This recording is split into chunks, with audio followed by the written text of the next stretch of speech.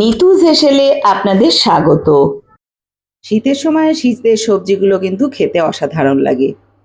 অনেকেই মূলো পছন্দ করে না শীতের দিনেও খাওয়া, কিন্তু আমি আজকে যে রেসিপিটা শেয়ার করছি এভাবে মূলোর সবজিটা একবার রান্না করে দেখবে।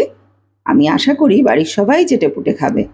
এখানে আমি একটা বড় সাইজের মূলো নিয়েছি, সরু সরু লম্বা করে কেটে নিয়েছি। তারপরে নিয়েছি আমি এখানে একটা বড় সাইজের উচ্ছে, একটা বেগুন টুকরো করে নিয়েছি, আর একটা বড় সাইজের আলু লম্বা টুকরো করে নিয়েছি।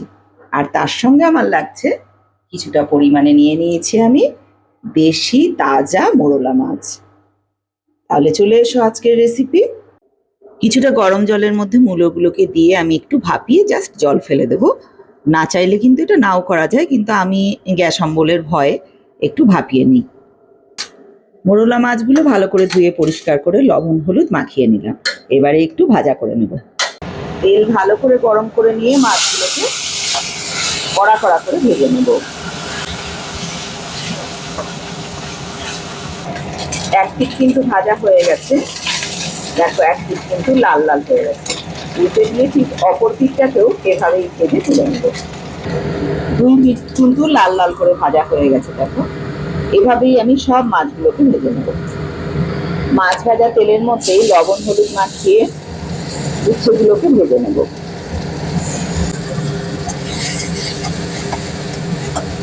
উচ্ছে লাল লাল করে ভেজে নেওয়ার পরে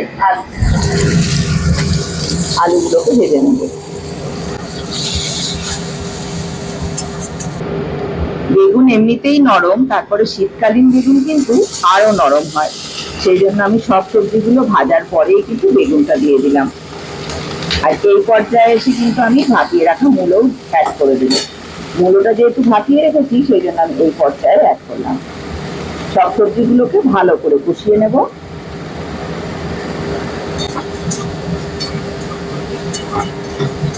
পরিমাণ মতো গরম জল অ্যাড করে দিলাম।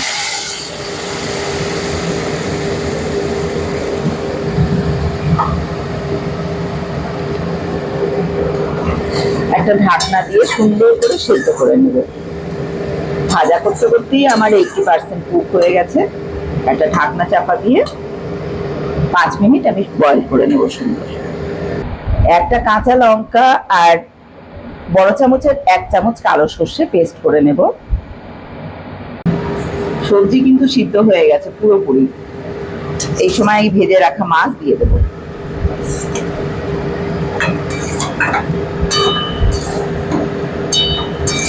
আর 1 থেকে 2 মিনিট আমি চাপা দিয়ে রাখবো যাতে মাছগুলো একটু নরম হয়ে যায়।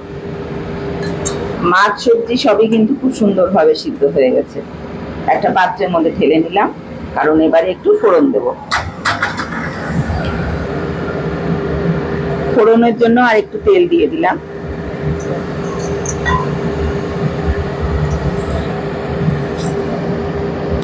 তেল গরম করে 1/2 চামচ 5 ফোড়ন ফোড়নে দিলাম। 5 ফোড়ন থেকে সুগন্ধ ছেড়ে দিলেই আমি সব ঢেলে দিলাম। দিয়ে এবারে কিন্তু তার মধ্যে দিয়ে দেব কালো সর্ষে আর কাঁচা লঙ্কা যে পেস্ট করে রেখেছিলাম, সেই সর্ষে আর কাঁচা লঙ্কার পেস্ট ভালোভাবে একটু নেড়ে ছেড়ে মিশিয়ে নেব। তাহলে কিন্তু তৈরি হয়ে যাবে আজকে আমার মোরলা মাছের চিতা সবজি। অল্প একটু চিনি দিয়ে দিলাম, আর লবণটা কিন্তু আমি চেক করে নিয়েছিলাম, নিয়ে অল্প লবণ দিয়ে দিয়েছিলাম। এখন আর আমার কিন্তু লবণ দিতে লাগবে না।